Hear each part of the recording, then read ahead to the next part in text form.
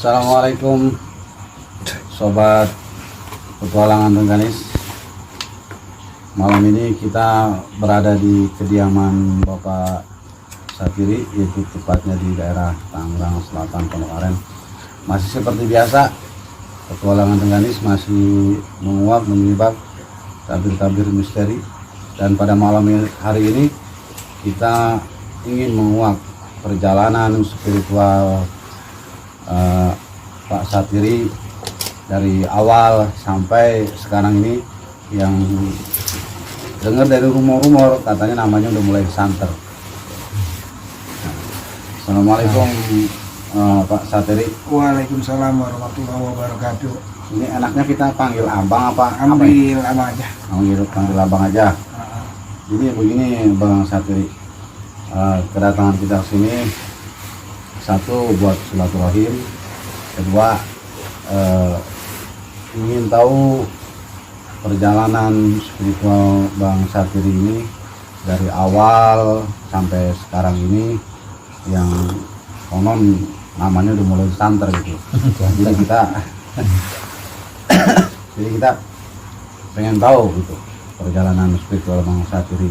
Apakah Bang Satiri belajar di mana atau punya guru di mana gitu, kira-kira gimana Bang Satiri? Otodidak. Ya. Sebenarnya sih kalau belajar sih emang belum pernah belajar. Ya. Ibaratnya guru juga memang ya nggak ada guru. Cuma ya itu tanpa sadar aja Seperti kayak Ada bisikan, kayak hati kayak ada yang tuh pegang kayak gitu. tunjuk kali ya.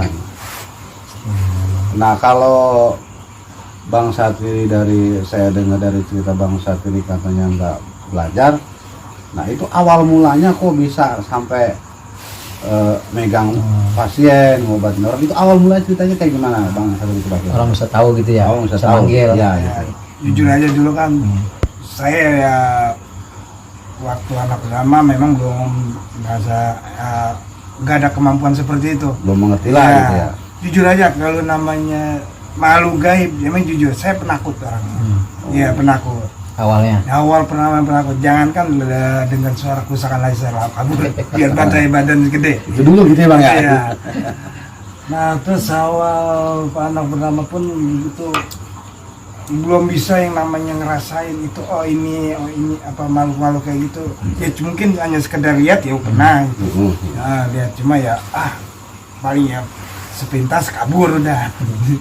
Nah, terus awal yang anak kedua nih ini mulai ada rasa-rasa kayak ibaratnya Mulai ngerasa dari Ada penambahan Ah, energi kan. iya.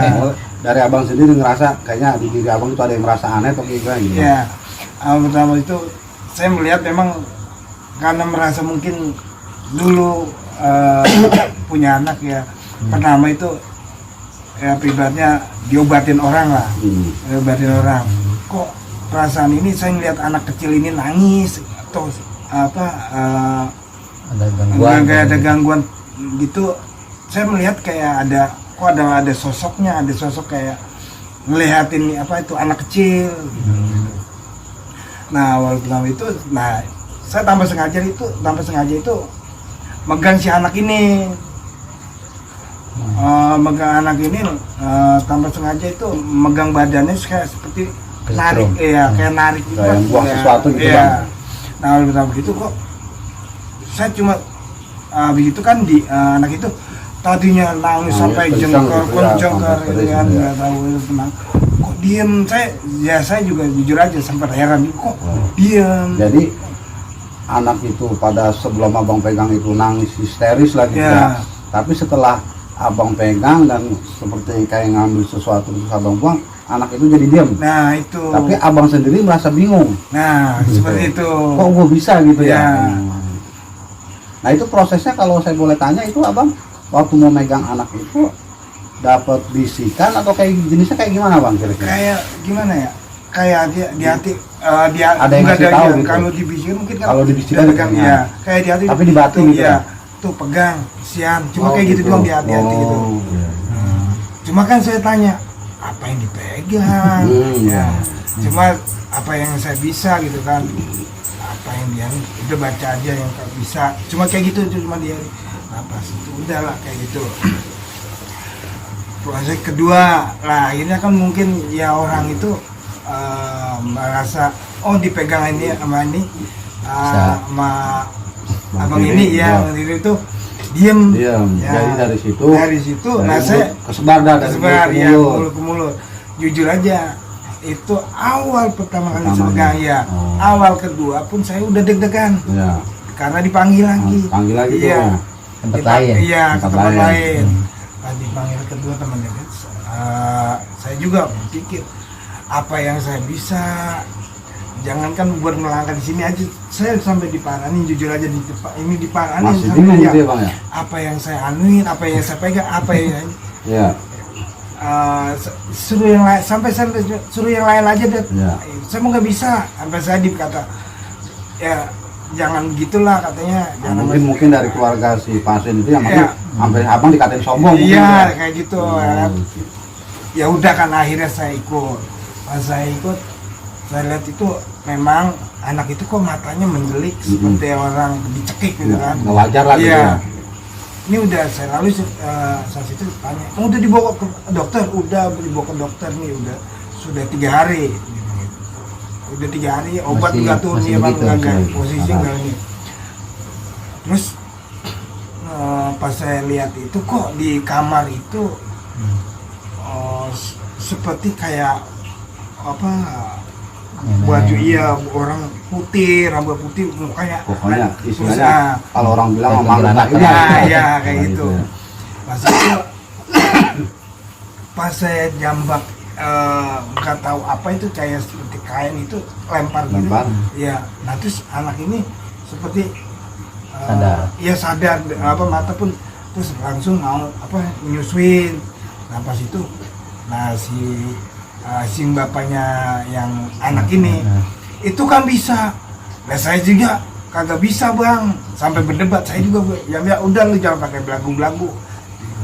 Jujur saya nggak bisa, jujur aja saya bilang, lu guru di mana? Enggak, jujur aja, ya Allah saya nah mulai dari situ, dari situ saya mulai ya itu ibaratnya cuma ini ya awal pertama itu ya orang kesurupan sama kesambet kalau bahasa sini. Tapi kalau boleh saya tanya nih bang nih, ya itu dari mulai abang merasa nggak ada apa-apa, nah sampai sekarang ini, tapi memang aslinya abang pernah nggak punya cita-cita ataupun kepengen jadi praktisi paranormal lah istilahnya? Kalau buat jadi paranormal, jujur aja, dia emang dari jujur aja saya jujur aja, emang nggak ada ibaratnya nggak ada niat ya nggak ada kepikiran lah jadi paranormal. Ya ibarat saya gini, kalau paranormal otomatis harus tekun, harus rajin juga. Sedangkan saya ibarat waktu anak muda jujur aja yang namanya Badung lah ibaratnya simpelnya Badung bang ya. Gitu. Nah satu lagi bang nih saya tanya nih, dari perjalanan spiritual abang dari pertama sampai sekarang ini mohon maaf nih bang ya, kira-kira abang masalah biaya ataupun tarif amplop itu gimana bang? Abang seikhlasnya ataupun kayak gimana? Ini mohon maaf nih bang. Iya. Karena gini ya, kalau untuk buat ngobatin itu saya nggak pernah minta. Karena gini, jujur saja saya kalau namanya ini ya, karena posisi saya juga kerja. Karena saya buat apa sih, saya minta tarif sedangkan dia lagi kesusahan lagi sakit gitu ya. Kalau memang saya masih bisa tenaga, ibaratnya masih bisa ada pekerjaan, saya kan masih bisa kerja itu, nggak jadi terlalu mengharapkan dari si pasien itu membantu ya. Iya kayak gitu. Jadi intinya di dalam hal ini abang nggak pernah minta biaya, nggak pernah, karena memang intinya kita ikhlas lillahi ta'ala gitu. Adapun misalnya mereka mau ngasih itu hak mereka, ya kan kayak gitu. Nah malah saya lebih senang kalau saya besok dengar gimana itu, alhamdulillah udah saya, itu yang jadi hati saya yang jadi senang. Jadi tujuan abang ini sudah kata benar-benar menolong orang, dan rasa girangnya kita, rasa senangnya kita itu apabila mereka tertolong, Nah, diselamatkan. gitu. Nah, dari perjalanan abang megang pasien itu pernah nggak ngalamin kejadian-kejadian yang misalnya di luar dugaan abang, atau kata misalnya yang kalau bahasa kasar pasien yang berat lah gitu, pernah nggak ngalamin kayak gitu? Iya pernah. Jujur aja pernah. Itu saya ngerasain kalau nggak salah 2 kali. 2 kali. Ya, 2 kali namanya seperti itu. 2 kali. Ya saya pikir kan cuma kesambet sama kesurupan. Iya. Ya kesambet sama kesurupan. Saya pikir kan ya namanya orang kesambet kan cuma kita tarik, udah Buang beres buang gitu ya, Bang, beres ya. Udah saya pikir kan nggak ada ini, nggak ada apa. Nggak ada serangan yang Nggak ada lain. serangan lain. Udah naik motor nih sepulang. Tiba-tiba itu memang kok dada sama di belakang itu seperti kayak belati nusuk. Kayak ditusuk-tusuk gitu kan? Ya, belati nusuk gitu kayak gitu. Serangan kali ya. Saya nggak tahu, saya pikir kan ini mah hawa capek mungkin ya, hawa capek mungkin enggak. Jujur pas saya mau turun ke arah mau pulang itu, saya tuh sampai disamprogin seperti kayak sosok makhluk hitam. Makhluk hitam itu ada 2. Itu abang udah sampai di rumah apa masih di perjalanan? Masih perjalanan pas mau pulang Oh, sini. belum artinya belum sampai rumah Belum gitu sampai bang? rumah. Pas itu 2 itu makhluknya hitam, tinggi besar. Nah, dia bilang, lu ngapain? Dia bilang cuma gini, lu ngapain ikut campur urusan gua? Sampai dibilang gitu. Saya bilang saya nggak mencampur urusan Anda, saya cuma menolong yang si pasien ini gitu. Lu mau gini, mau coba-coba, lu coba aja. Nah, sampai di situ saya jujur aja bang, itu 1 minggu nggak kayak nangis. Serang itu sama gimana? Ya, ini rasanya itu kayak di belati nusuk sampai di sini. Itu yang namanya gimana ya? Ngerasain yang namanya kiriman kayak itu. Sampai itu apa ini? Kiriman paket gitu ya. Iya. Kalau kiriman paket kan masih mending juga Pak, ini kita buka wah. Bungkusan. Apa iya? Ini lain kiriman kagak berbentuk. Sakit aja. Waduh, tahu-tahu sakit saya nggak. Saya minumin obat, saya minumin ini kok masih nggak sembuh, makin dalam. Makin terasa sakit Makin gitu. terasa sakit ya. Pas saya coba itu, cobalah Bapak sholat ini ya Sholat tengah malam lah gitu ya. Pas mulai zikir itu tuh mulai kerasa 3 hari seperti kayak kecabut sendiri. Cabut sendiri. Nah, mulai dari situ timbul yang namanya seperti es lah di badan. Pas itu cuma dia kayak ada yang ngusap gitu, ada yang ngusap gitu. Saya nggak tahu apa-apa, ya saya pikir angin lah, saya udah nggak sugesti kayak gitu. Udah kayak gitu. Udahlah 3 hari alhamdulillah sembuh.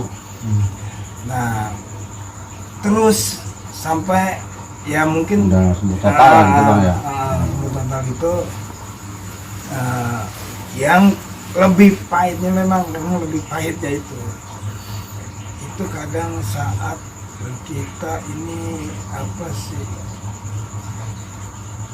saat mengobatin udah dihadang duluan itu yang paling.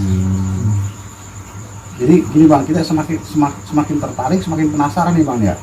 Abang megang pasien dari yang mulai bahasa kasarnya kalau buat para spiritual ini sepele lah, sampai hal-hal yang berat. Nah itu kalau boleh tahu kan abang bilang dari cerita abang nggak pernah belajar gitu kan. Itu bisa sampai kayak gini dari otodidak abang sendiri, itu seperti dapat wangsit atau bisikan atau memang semacam kayak gimana gitu bang?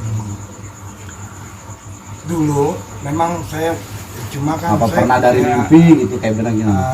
dari orang tua ini orang tua ya pernah dengar ini semua saya nggak antara ya atau tidak. Dalam 5 anak ini, Oh, abang dari 5 bersaudara nih. bersaudara ini, ya cuma apa yang paling cenderung saya. Oh, jadi ibarat ini yang paling wadahnya paling pas buat dititisin dari keturunan ini abang ini. Waktu itu kan memang kita tanya apa sih yang kalau bahasa Jawa kan mbah atau uyut ya. Iya, iya. Apa sih di sana ambil kerjaannya seperti itu. Yaitu ya memang pengobatan sama yang menunjukkan apa santet kiriman kayak gitu. Cuman kan saya ibaratnya antara percaya tidak percaya gitu. Bahkan gitu. Iya gitu. Sampai sekarang memang masih saya ini aja apa ibaratnya masih teka-teki, kadang yang masih teka-tekinya apa iya tapi kalau kok bisa kadang tangan sendiri kadang Seperti kayak bergerak iya, sendiri gitu. bergerak sendiri, Kayak ada yang gerakin gitu sendiri kayak gitu, Bang. Oke Bang, kita udah dengar panjang lebar dari cerita Abang. Intinya kita kembali ke yang kuasa ya Bang ya. Iya, Semua betul. itu Apa-apa juga yang semua itulah adalah anugerah barokah dari yang kuasa. Istilahnya Abang dikasih kepercayaan buat nolong orang, apalagi kalau saya dengar cerita dari Abang itu niat itu benar-benar ikhlas lillahi ta'ala. Itu udah suatu barokah dari yang kuasa, dan istilahnya benar-benar amanah. Mudah-mudahan amanah ini benar-benar istilahnya tetap kita jaga ya Bang ya. Nah. Oke, demikianlah Sobat Petualangan dengan Anis. Setelah kita simak dari awal sampai terakhir dari cerita Bang Satiri ini, bahwa perjalanan spiritual beliau ini betul-betul mulia. Artinya niatnya lillahi ta'ala, tanpa ada embel-embel bahasa kasarnya biaya atau apapun, semata-mata karena Allah Ta'ala. Mudah-mudahan ini suatu hikmah buat kita semua, bahwa kita sesama manusia harus saling tolong menolong dalam hal dan bentuk apapun. Kalau kayak Bang Tiri punya kemampuan spiritual, Bang Tiri siap membantu dengan spiritualnya. Adapun selainnya kita yang punya dengan uang ya siap membantu dengan uangnya. Intinya kembali lillahi ta'ala. Dari saya, tim Petualangan dengan Anis. Wassalamualaikum warahmatullahi wabarakatuh.